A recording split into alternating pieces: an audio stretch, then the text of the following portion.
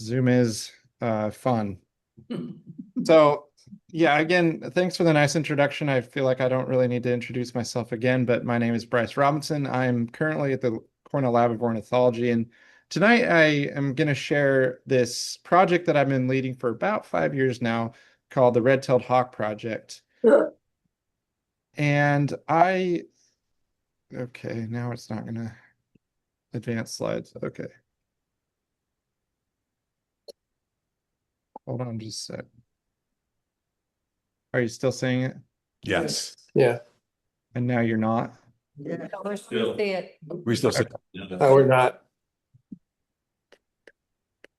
Do you see the next slide? Yes. Yeah. Okay, cool. Okay, so I always like to start. It's small. You're saying it's small? Right, we have 3 pictures on the screen. Okay, so it's maybe my. There you go. It's perfect. The problem is now I can't see it. We'll describe it to you. Okay. Okay,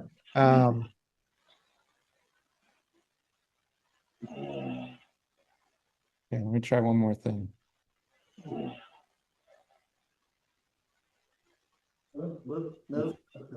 No, that's presenter view, huh? I can start recording. We So got I'm so sorry about this. Okay, yeah, I can. Bryce, if you can put your thumbnails on the side, if that's what you need to do to see it, that works for us. Are you seeing the presenter view on this? Seeing the slides, the thumbnails at the bottom. There you go. That's good. Good. That's okay. We can see your slide and the thumbnails on the left. That. But it's okay. Slide. Perfect. No. Okay, I don't know what's going on, but If you're doing 2 monitors, it might have just switched the monitors. yeah, and I can't. I had it like to where I could switch screens, but it's not letting me for some reason. All right.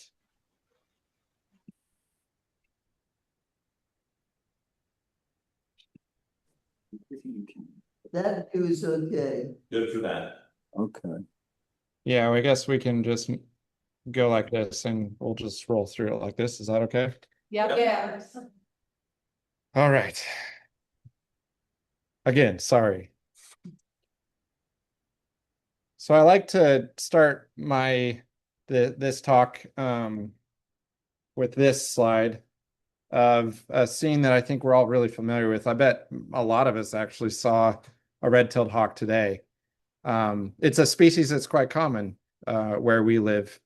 And as a birder, I can be guilty of this. Sometimes put it on my list and don't think twice about it. Kind of take it for granted. But I really think that the red-tailed hawk is one of the most interesting species in North America, at least. It's spectacular. And I'd like to spend a few minutes just explaining to you why I think it's so interesting and spectacular. Unfortunately, I don't know. Can't really see all of this. So the red-tailed hawk is what we call polytypic, meaning that it has many different subspecies across its distribution. Its distribution is really widespread. It occurs all the way up into the Northwest in Alaska, down throughout North America, into Central America to Panama, and then on islands in the Caribbean, and then on a few islands in the Pacific. The subspecies across this widespread distribution have largely been described on variation in the plumage. And I just threw up 8 examples here that I illustrated of that plumage variation, so you can kind of get an understanding of what that looks like. But essentially what you see is that anytime there's a change in habitat across the landscape, you also see a change in red-tailed hawk plumage.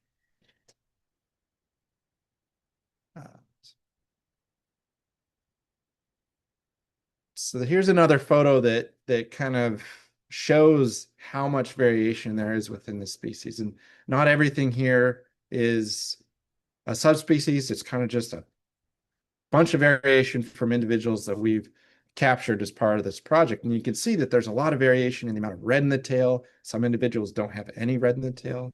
There's a lot of variation in the markings of the tail, with some that have a lot of really thick, dark banding with a thick subtermal, some that lack it entirely. So there's a lot of really amazing variation just in the tail alone. Another part of this amazing variation is plumage polymorphism. For those of you that don't know what this term means, it just means that there's within population variation in plumage that looks a lot like what you see here in these two images, where you might have a breeding pair at a given location where the male is a light morph and the female might be extremely dark, like this chocolate bird. Plumage polymorphism is also quite interesting in this species because it occurs throughout the distribution that you see here in the brown, and it is not present in a bunch of the species distribution. So there's populations that lack it, there's populations that have it, but another interesting pattern is that in the extreme northwest, in places like Alaska, the subspecies Harlani, most of the individuals up there are actually dark. As you move south into the Intermountain West, for instance, that flips, and actually most of the individuals are light. Moving further south into Central America, the dark morphs become extremely rare. So there's these really interesting patterns in the presence of plumage polymorphism and the variable rates within populations that make this a really, really compelling system to understand why we see these patterns. The other thing I like to mention is shown here in the eBird status and trends map for the species for 10-year period from 2012 to 2022 during the breeding season. And what you see here is that any place where you see red, that indicates a population decline during this portion of the year for the species. So although this species, we might see it every day, we might consider it common. It's among a whole bunch of species here in North America that are actually on the broad scale showing population declines. So it's one of the species we look at and think, this is really concerning. How can we work together to make sure that this common species remains common? So at the Red-tailed Hawk Project, considering all these things, we formed about 5 years ago with a pretty simple mission. And that mission is to conduct research and to communicate it broadly. So basically go out there, try and learn a bunch of stuff about red tails, and try and communicate it back to anybody that would care or wants to know about the species. And that includes me here talking to you tonight. But I really like this photo in particular to capture the spirit of that mission. This is a photo from southwestern Idaho when I was out there doing some work, just catching birds and sampling them.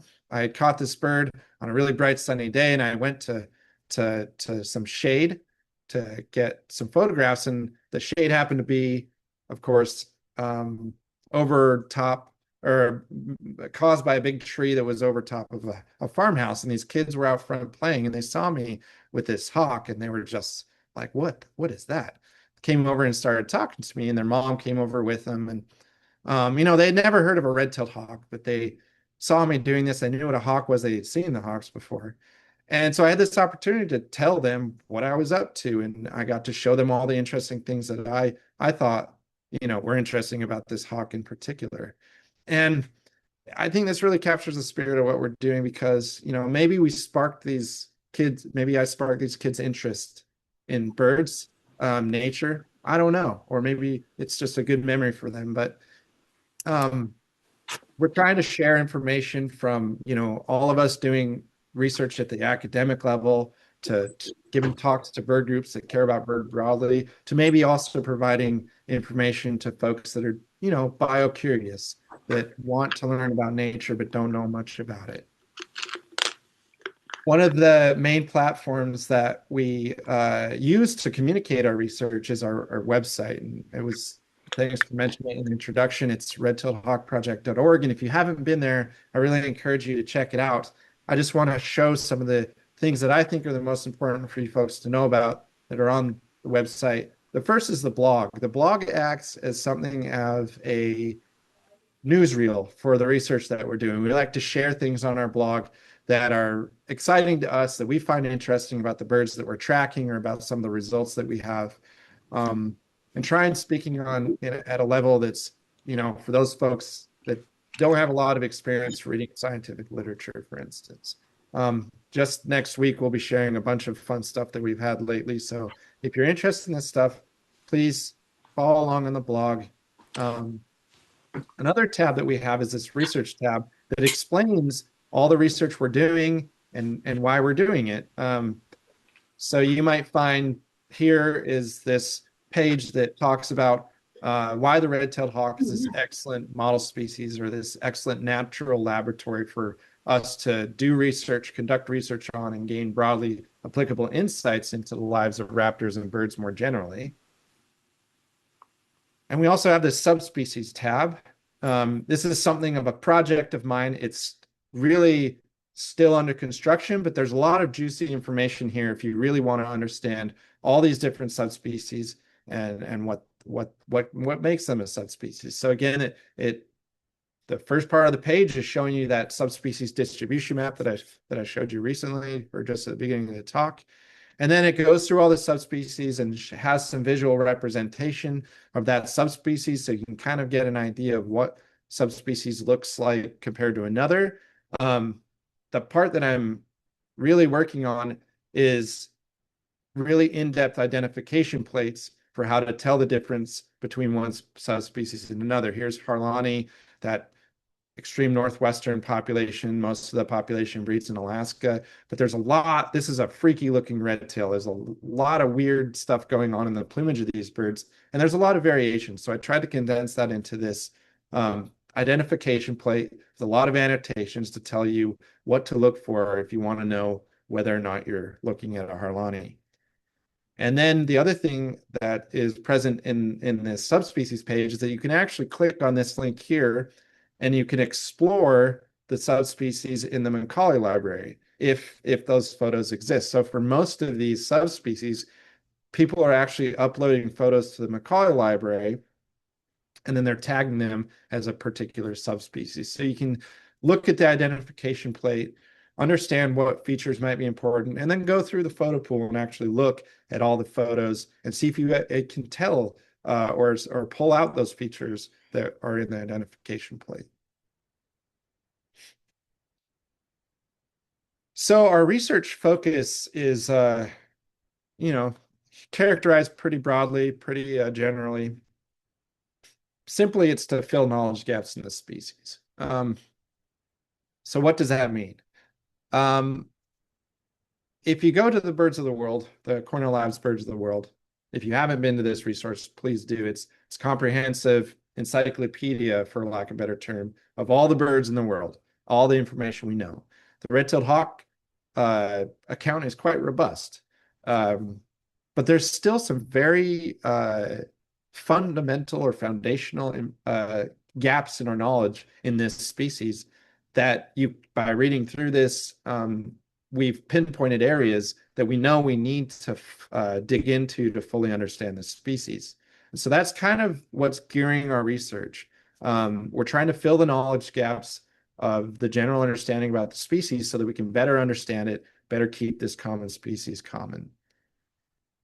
Our approach is rather unique, but it centers around this concept of the extended specimen. I'm not sure how many of you have heard of the idea of the extended specimen, so I just want to explain that to you.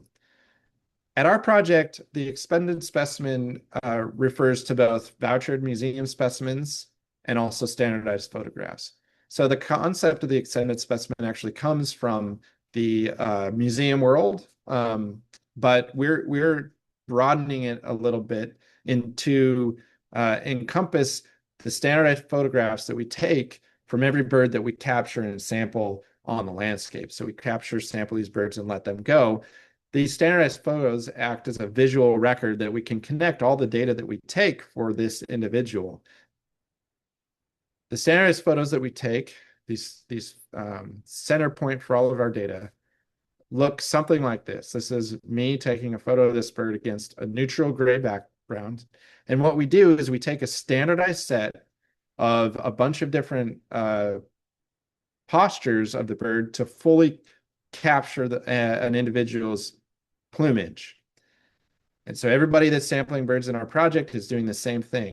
And then we upload these to the Macaulay Library so you can all actually go and look at all these photos that we're taking by just going onto the Macaulay Library and searching red-tailed hawk photos and then filtering it by in-hand photos.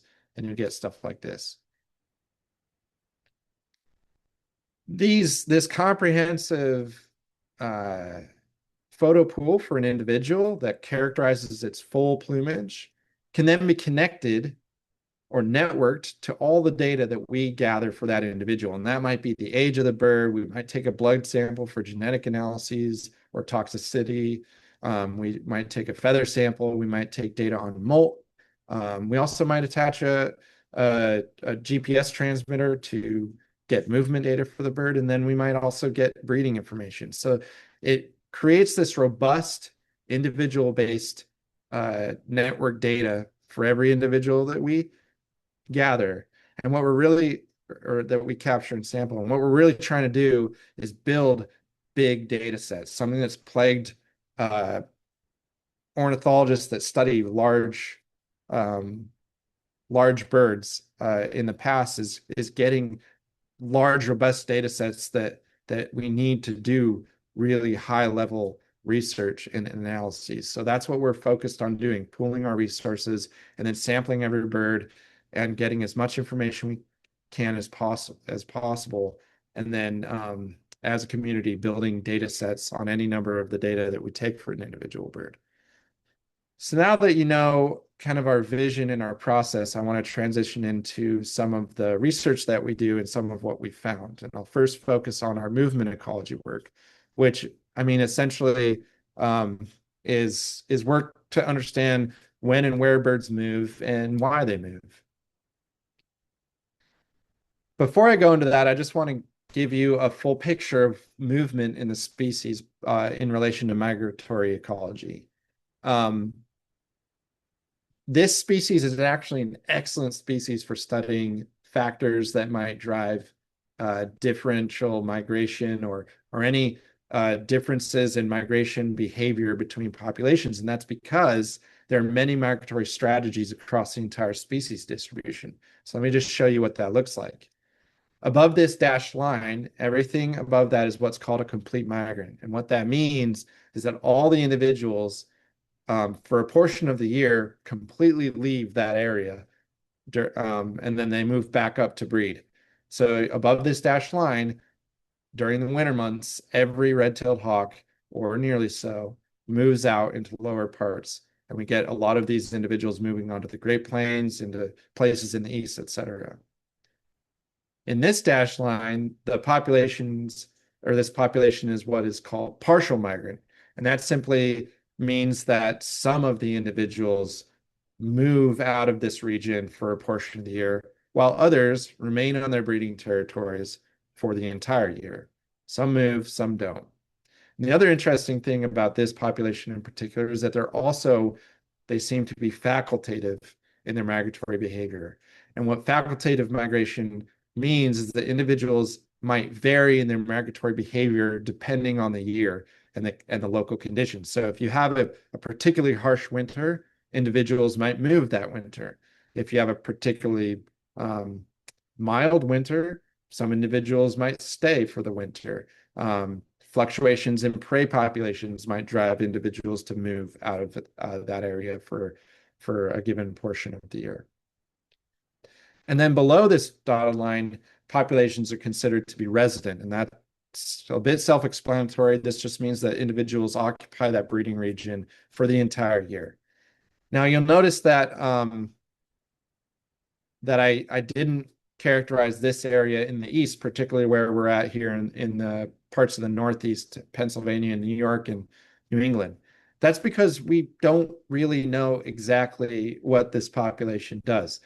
I know that there are some birds that I've tagged in New York that stay year round, but there's also migrants. So it's a bit unclear, but the population seems in these areas to be somewhat partial, perhaps facultative, but there's work to be done. And that's an important point, is that given how common and accessible to species is, there's still some interesting things that we don't know that to me are quite surprising.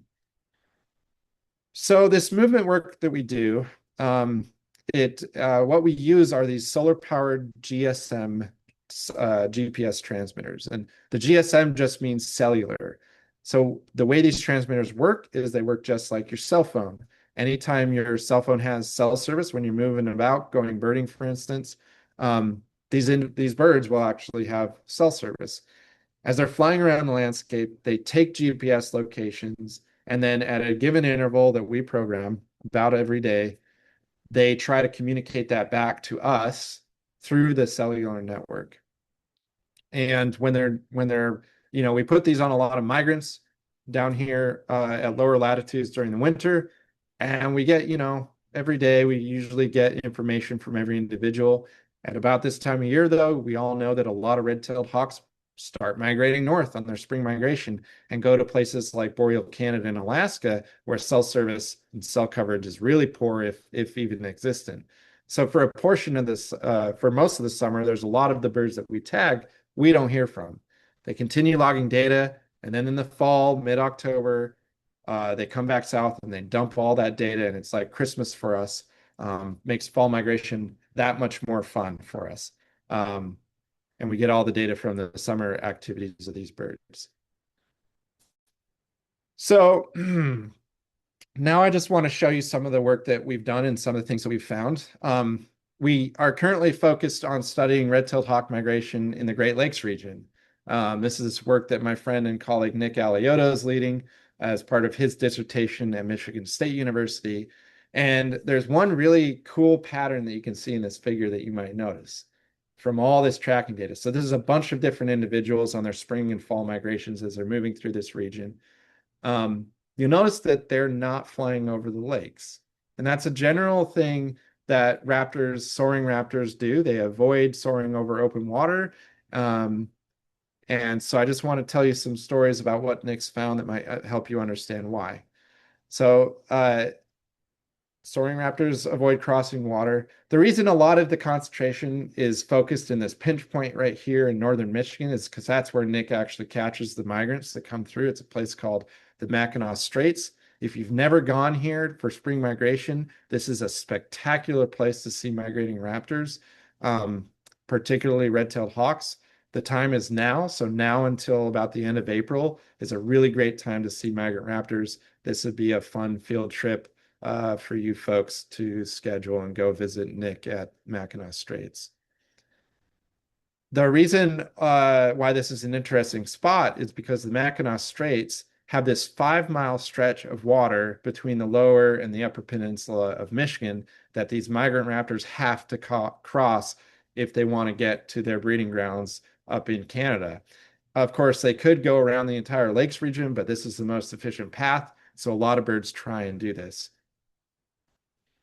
And what happens is, because these birds don't like crossing over open water, they get to the top of they get to this 5-mile stretch they have to cross, and they kind of pool up. So this is a shot from these are all red-tailed hawks. This is a photograph of one portion of the sky.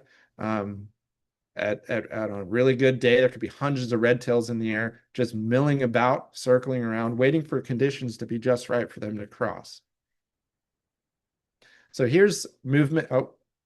Here's movement data from an individual that we tagged named Sassy, just to show you what it looks like on an individual level from that photo I just took. So just imagine there's, hundreds of red tails doing the same thing that Sassy's doing right now, milling about, wandering around, seemingly aimlessly. But what they're doing is they're queuing on the conditions and waiting for things to change until something is just right for them to make that jump across the water and successfully get to the upper peninsula and continue north on their spring migration towards their breeding grounds. So Nick was really interested in understanding the conditions that are important for a successful crossing attempt of these birds. I'm going to show you some data, and I don't, there's probably many of you that don't have a lot of experience looking at graphs and stuff, but I'm just going to break these down, and I think you're all going to understand what they mean. So don't be intimidated. The point is quite simple. So on the vertical axis here, you have a probability of crossing, the probability that a bird's going to make a successful cross across that 5-mile stretch. And on the x-axis is wind speed. And what you see here is that at the lower wind speeds on the horizontal axis, you actually see that there's a higher probability of crossing.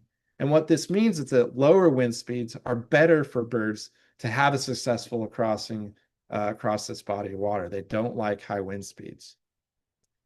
The other thing that Nick found is shown here in wind support. And wind support might not make a lot of sense to folks, so I just put these extra annotations on the horizontal axis. The low values to the left are indicative of headwinds, and then the high values are indicative of tailwinds. And what you see is that the tailwinds are actually better for crossing, kind of intuitive. But remember what I just showed you, that it really needs to be a light tailwind for it to be, be correlated with a high probability of a crossing event.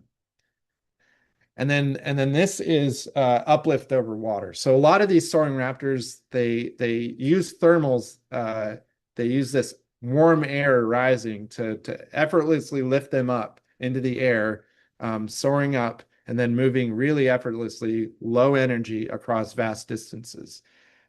Generally speaking, these uplifts aren't as strong over water. What this graph is showing you is that these uplifts are important. Their presence over water is important in their probability of a successful crossing.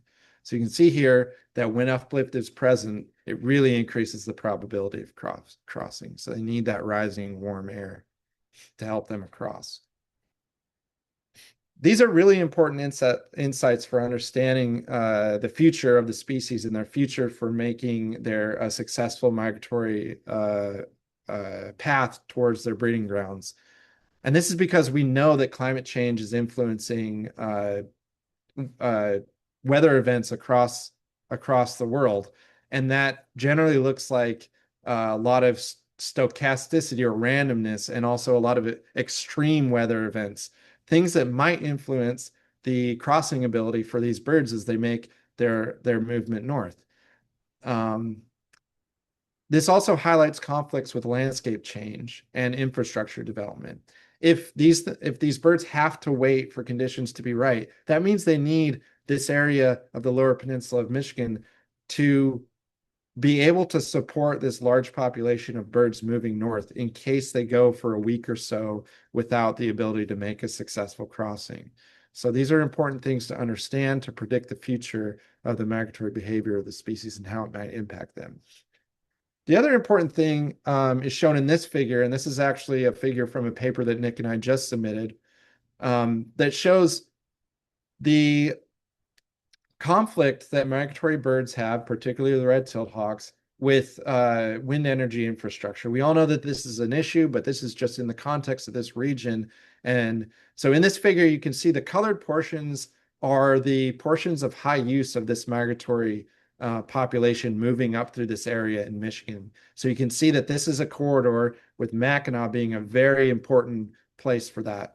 All the dots in this figure are places where wind energy infrastructure currently exists. And you can see that there's not a lot of conflict in this particular region, which is a good thing. But what this also shows is that it can help inform people that are trying to plan for infrastructure and mitigate the impacts on migratory birds for places where we should and should not develop this infrastructure. So pretty good research for that. The next story I want to go into is migratory connectivity in Alaska's red-tailed hawk. And so we sampled birds in Alaska in places that you can see here in the figure. Before I go on, I just want to make sure you all understand what I mean when I say migratory connectivity. Migratory connectivity is just the degree to which individuals from one breeding population share a migratory route and then a wintering location. So in species with high migratory connectivity, it would look something like this in this figure, where birds from the same breeding population migrate along the same path to the same wintering area and back. you don't really have a lot of between season mixing. On the other hand, if there's low migratory connectivity, you might have seemingly random connections between the breeding location and the migratory route and the wintering locations, where you see a lot of that mixing of populations between the seasons. So we simply wanted to know what what the Alaska population looked like as far as their migratory connectivity. We generally know where Harlani where they occur in the winter across a broad swath from about the Mississippi River all the way to the Pacific coast. And then about, the Canadian border all the way down to the Mexican border. And what we found is shown here in the figure. And if you recall those images I just showed you, you will see that this is pretty high migratory connectivity, where we have all these individuals that breed north of the Alaska Range in Alaska, migrate on the eastern side of the Rockies, and empty into the Great Lake or the Great Plains, the lower Great Plains, into places like Kansas and Nebraska and Oklahoma and Texas. Individuals that are breeding below the Alaska Peninsula, they migrate mostly through the central part or the coastal parts of British Columbia and empty into the intermountain regions. So this is really, really interesting and really important to know for folks that are charged with managing Alaska's population of red-tailed hawks, or managing populations of red-tailed hawks that we know migrate through places like the Yukon, or if people want to know if they see fluctuations in populations in the Great Plains, knowing where those birds breed, to understand what drivers might be responsible for any population changes, and then also how we can go about and solve any of those issues. The other cool thing that we found in this research is just shown in two more graphs. And what you see here in this graph is that these two populations, the northern population and the southern population, show some differences, significant differences in their migration distance. And that makes sense if you look at their distance on the map. It looks like those orange birds are going much farther than the dark brown birds, right? This is interesting if you look at the timing of the duration of the migration, where there is no difference. There's no difference in these in the amount of time that it takes for them to migrate between these orange track birds that are going much further than the brown birds that are going shorter. What does that mean? Well, I think it suggests the importance of a timely return to the breeding territory to make sure that birds are getting back to that area and locking up a breeding territory so they can successfully breed. This means that those orange track birds are migrating at a much faster pace to arrive in Alaska at the same time as those birds that are moving shorter distance. Fun stuff. The other tracking story I want to share with you is that tracking birds helps us understand plumage polymorphism in the species. And this is something that I've published on, but still currently working on publications for, because of how much insight this has provided for us. As birders in Pennsylvania and me in New York know, every year, at very low frequency, but every year, it's annual, we see birds like this that show up in the Northeast.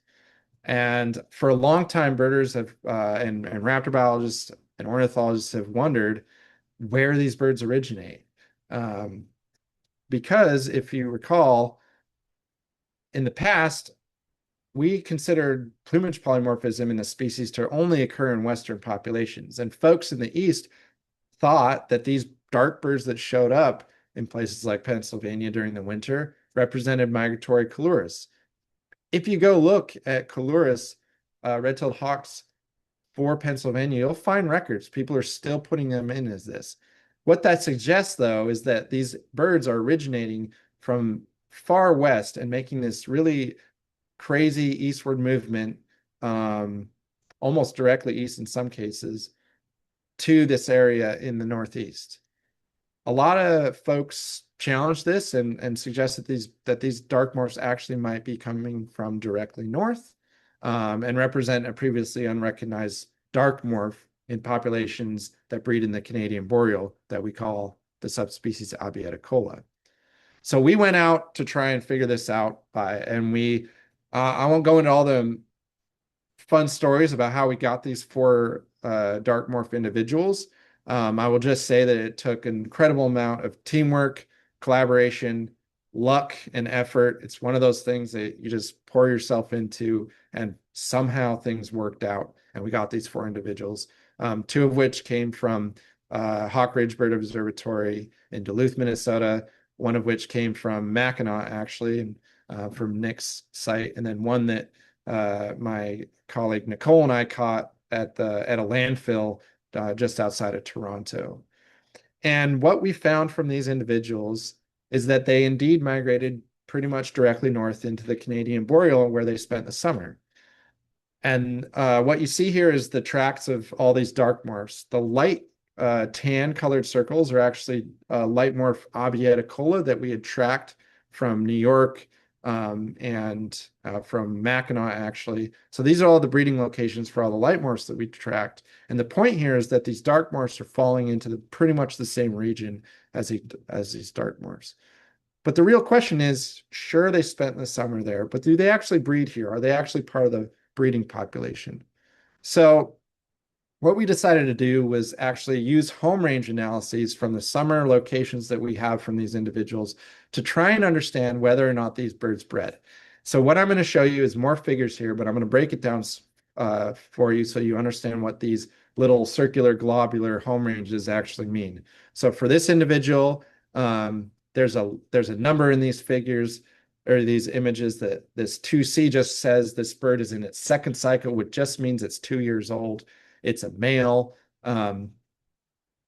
This dark line around the circle, this is the 95% contour line for the home range. This just means that the bird spent during this time period 95% of its time within this line. The darkness of the color within that line indicates areas of high use. So that the darkness of it just means this is where the bird has spent most of the time within this circle. And then this number is actually the home range size within that circle. And this bird has a whopping home range of about 10,000 kilometers, which is huge. But we'll go into that. So what we did was we calculated home range for an 80-day period that was meant to capture when birds should be incubating eggs and also brooding young nestlings. And we did this because we knew that those birds would be centered around a nest and it would be quite obvious whether or not an individual was conducting nesting activities. The other thing I wanted to share is that we had a bunch of young birds in our set, and one of our dark morphs was actually this second-year bird that had this huge home range. This huge home range made sense to us because we know that red-tailed hawks don't generally start to breed until the third or fourth year. So we didn't really expect this second cycle to breed. With this massive home range, makes sense it didn't breed. The light morph, for comparison, had a home range of about 100,000 square kilometers, just massive. So these two individuals were just wandering around the Canadian Boreal all summer, not centrally located. On the converse, we have these home ranges for older birds. These are all after third cycle birds, so they're quite old. And we have this, they're all the same age, and we have on the top are males, on the bottom are females, and then on the left are dark morphs, on the right are light morphs. And what you see for the males is they have a somewhat centralized home range that's much smaller than that second year. So they have about 20 square kilometer home range. The females, on the other hand, have tiny, tiny home ranges, about 2 square kilometers. That means for 80 days, these females were in a 2 square kilometer home range. That is tiny. You could see the tiny pinpoint there. That is strong support that those females were sitting on eggs and nestlings during that time. Whereas we know that the males during this time have the role of feeding that incubating female and then feeding young nestlings. About when the nestlings are 15 to 20 days old, the female will start leaving the nest and hunting as well. But during this time, during this 80-day period, she's stuck to the nest. So what this means is that these dark morphs individuals actually did breed in this population. And that extends our understanding of the actual distribution of plumage polymorphism about 1,500 kilometers eastward throughout the Canadian Boreal. The reason why this is exciting for me, someone who studies plumage polymorphism, this is a really key detail for us to use in our research to understand what factors are driving the presence or absence of this trait, and the evolution of this trait more broadly throughout the species distribution. So these are key details that we can use in our analyses that we're going to be doing going forward, and I'm really excited that we were able to find this out. So now, excuse me, I'm going to finish finish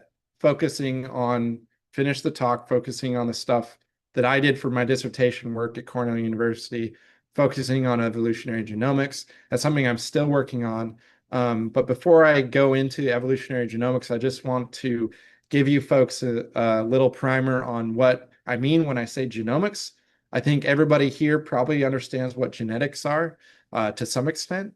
So I just want to say, don't be afraid of the term genomics, because I think you'll understand it when I get done here. But essentially, genetics is a snapshot from one or a few genes on the genome. So it's really not that much information, but we know that we've used it for a lot of really compelling insights over time. It's been quite useful for us. But just know that it's a snapshot. In a good analogy is it's effectively a needle in a haystack as far as the information on the whole haystack goes. You can think of genomics as the big data of genetics. It is a lot of snapshots across the entire genome.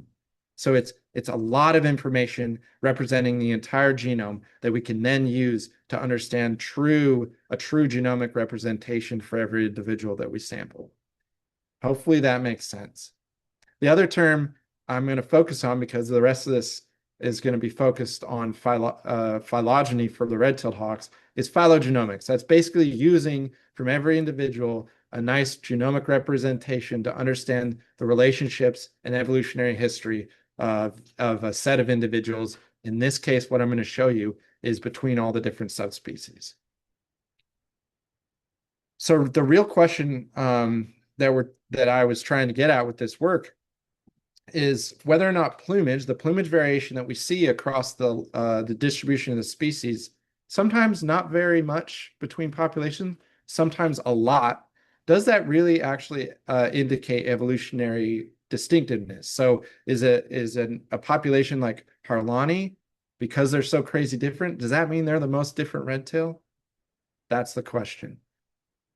The other question that I was excited about is that we have this really amazing distribution that includes islands. And we know that red tails don't like flying over water.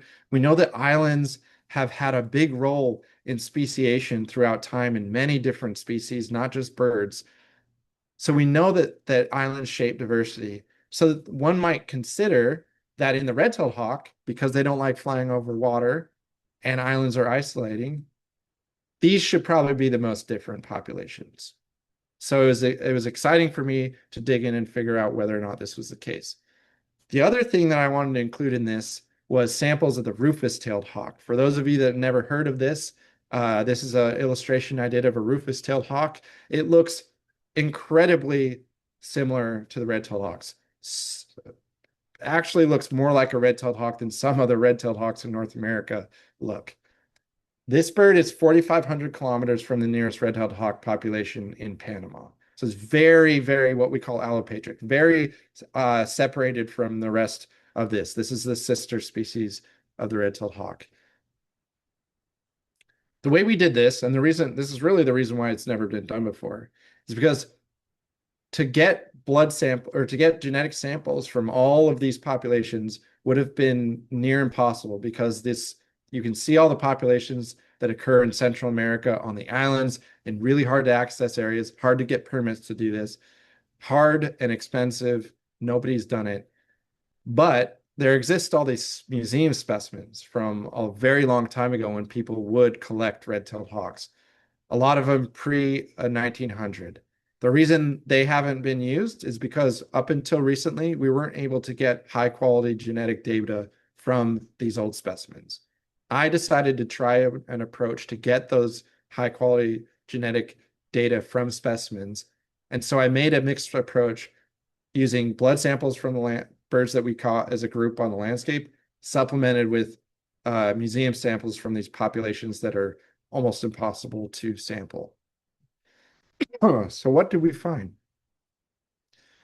Well, I'm going to show you more graphs, but uh, for those of you that, this is a PCA. For those of you that have never thought or seen a PCA, don't be intimidated. This is quite simple.